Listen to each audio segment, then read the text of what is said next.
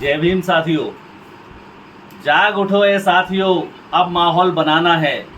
बाबा के लिखे संविधान को मिलकर हमें बचाना है। जी हाँ दोस्तों, आज ऐसी शख्सियत से मैं आपका परिचय कराने के लिए जा रहा हूँ जिनका नाम आप भली भांति जानते होंगे और वो पूरे उत्तर प्रदेश में ही नहीं पूरे भारत में मशहूर है, जिनका नाम है अभिषेक जाटव। जी हाँ, सही सुना आपने, अभिषेक जाटव। आज हमारे इस आवास पे उनका आगमन हुआ है क्योंकि कल 29 सितंबर को यहाँ संविधान बचाओ और उन सबको एकजुट करने के लिए और युवाओं में एक जोश और जुनून और जज्बा पैदा करने के लिए आज हमारे बीच में परम आदरणीय छोटे भाई हैं जिनका नाम है अभिषेक कुमार जाटव। अभिषेक कुमार जाटव, जिनका मैं बहुत बड़ा फ़ैन हुआ हूं अभी पिछले 10 दिन से मैंने वीडियो देखा था जिसमें ये शायर भी रहे हैं और शायरी में इनका जवाब ही अलग है, क्योंकि जो बीत गया है कल वो आज नहीं होता और सबसे ऊंचा उड़ने वाला पंछी बाज नहीं होता। मैं भूल रहा हूँ सर, पूरा आपको करना है। जो बीत गया है कल वो आज नहीं होता और सबसे ऊंचा उड़ने वाला पक्षी सिर्फ बाज नहीं होता। और जिस कौम के नौजवान संघर्ष नहीं करते उस कौम के सर पर ताज नहीं होता। शख्सियत का आगमन आज है, तो सर मैं सबसे पहले आपका स्वागत अभिनंदन करूंगा जो आज आप हमारे आवास पे आए हैं और हमें इतना गौरव और मान सम्मान दिया है। आपका बहुत हृदय से आभार। और हमारे YouTube चैनल पे आप पहली बार हैं, तो सबसे पहले मैं ये आपसे जानना चाहता हूँ कि किस तरह से आप बहुजनों को और जितने भी बहुजन नेता हैं उनको किस तरह से आप एकजुट करने की मुहिम को लेकर आज आपने पूरे भारतवर्ष के अंदर आप घर से निकले हुए हैं। मुझे लगता है कि कम से कम 2 या 3 महीने हो चुके होंगे आपको घर से निकले हुए। तो ये कैसे हो रहा है और मतलब किस तरह से आप कर रहे हैं? ये आपके अंदर जुनून और जज्बा कहाँ से पैदा हुआ? देखिए, जो मूवमेंट फूले शाहू पेरियार लड़ाई अम्बेडकर उसके बाद मान्यवर कांशीराम साहब ने चलाया, और जब हम लंबे समय से देख रहे हैं कि जिस सदी में डॉक्टर अम्बेडकर ने कहा कि हमें इस देश का शासक बनना है, उस सदी में एक मूल मंत्र भी डॉक्टर अम्बेडकर ने दिया कि शिक्षित बनो, संगठित रहो, संघर्ष करो। आज हम शिक्षित हो गए हैं, हम संघर्ष भी कर रहे हैं, लेकिन कमी एक चीज़ की है कि हम लोग संगठित नहीं हैं। जो नेता समाज को एक करने की बात करते हैं वो नेता खुद एकजुट नहीं है। डॉक्टर अम्बेडकर का जो मूल मंत्र था उस मूल मंत्र को वो खुद तार तार कर रहे हैं। और जब हम पूरा एनालाइज करते हैं, पूरा देखते हैं कि आखिर कमी कहाँ आ रही है, तो वो कमी दिखती है कि आज ज़मीन पे कार्यकर्ता भी एक है, आज ज़मीन पे समाज एक है। डॉक्टर अम्बेडकर की मूवमेंट को अच्छे से जान चुका है समाज, लेकिन अगर कमी कहीं निकल के आ रही तो वो इस चीज़ की आ रही कि पॉलिटिकल लीडर बटे हैं और उनके चक्कर में ज़मीन पे कार्यकर्ताओं के अंदर मतभेद है। तो बड़े लंबे समय से इंतजार कर रहे थे कि कोई ऐसा शख्स निकल के आए जो इस मुहिम को चलाए कि नेताओं को एकजुट होना चाहिए। लंबे समय से देख रहे थे कि सोशल मीडिया पे और टीवी के माध्यम से, बाइट के माध्यम से लोग बोलते बहुत थे कि नेताओं को एकजुट होना चाहिए, लेकिन शायद किसी ने उस प्रयास को करने की कोशिश नहीं की। तो जब हमने सोचा कि अब कुछ करना चाहिए, क्योंकि सोशल मीडिया पे लंबे समय से लोग जुड़े हुए थे, साथ में देखते हैं हमें, हमने शायरी की, जब वो एक मौका हमें मिला तो हमने सोचा क्यों ना एक सामाजिक परिवर्तन के साथ साथ व्यवस्था परिवर्तन की मुहिम को ज़मीन पर लेके आया जाए। तो बस निकल गए बीती 23 जुलाई से डॉक्टर अम्बेडकर की जन्मस्थली मध्य प्रदेश के महू से, और आज 2 महीने से लंबा सफ़र हो गया है, घर को छोड़ के निकले हुए। बहुत सुंदर, बहुत सुंदर।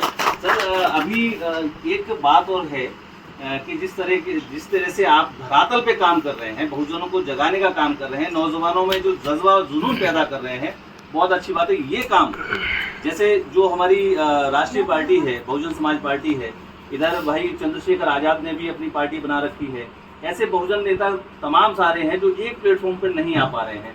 तो क्या आपने कभी उनसे कोई वार्ता की है या फिर कभी कोई एक मीटिंग के जरिए से उनको बुला के और उनको समझाने का प्रयास किया? मैं क्या बताता हूँ आपको कि मैं बहुत छोटा सा कार्यकर्ता हूँ समाज का। जिनकी आप बात कर रहे हैं वो तो लीडर बहुत बड़े बड़े हैं। आखिर मेरे ऐसे कार्यकर्ता से या फिर वो मेरी बात क्यों सुनेंगे?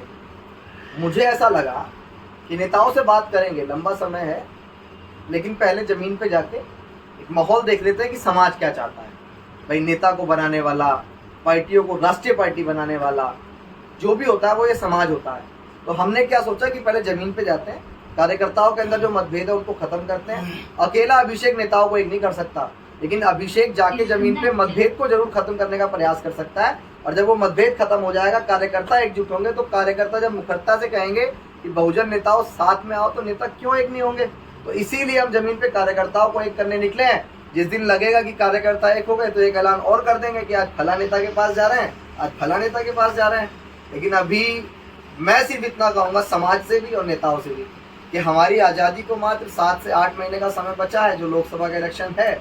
उसके बाद वोट डालने का अधिकार रहेगा नहीं रहेगा, भारतीय संविधान पुनः स्थापित रहेगा नहीं रहेगा, इस बात की गारंटी देने वाला कोई नहीं है।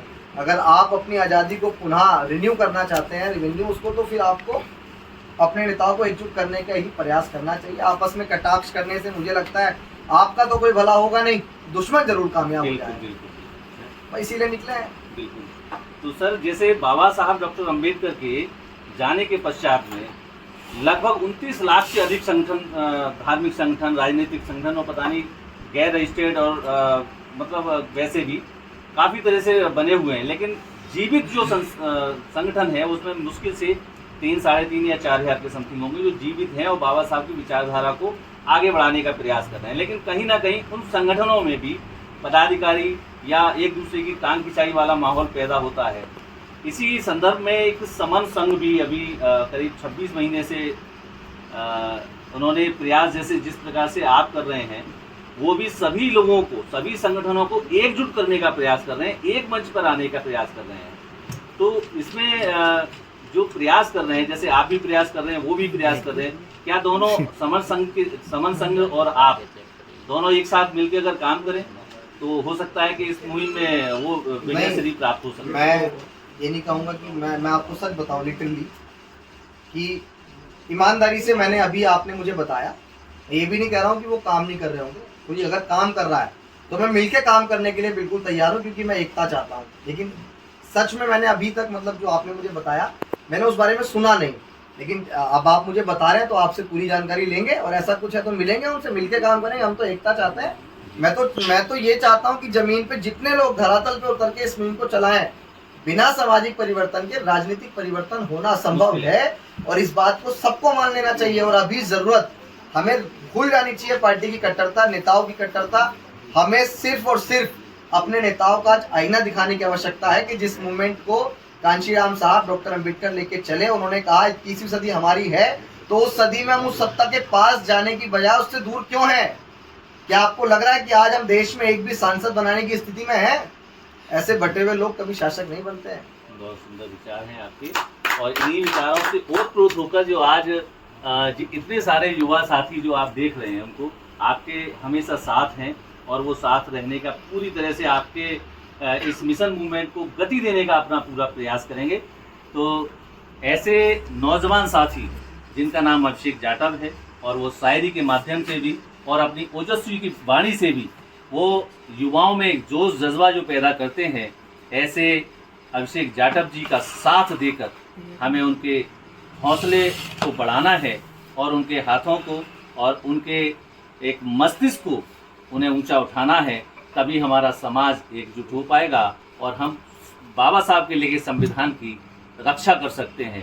कहने को तो कहते हैं कि लोग बाबा साहब डॉक्टर अंबेडकर का लिखा संविधान है, लेकिन लोगों को ये पता नहीं होता है कि उसकी प्रस्तावना आखिर क्या होती है।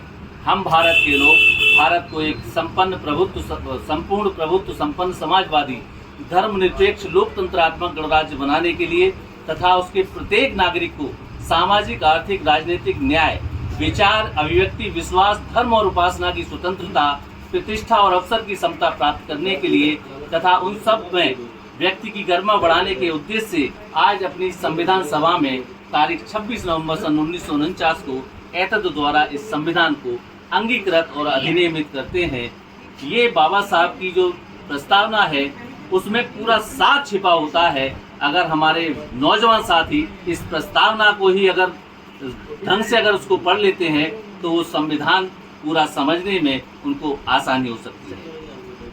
कैमरामैन आरिस बौद्ध के साथ सुभाष, सिटी 7, जय भीम।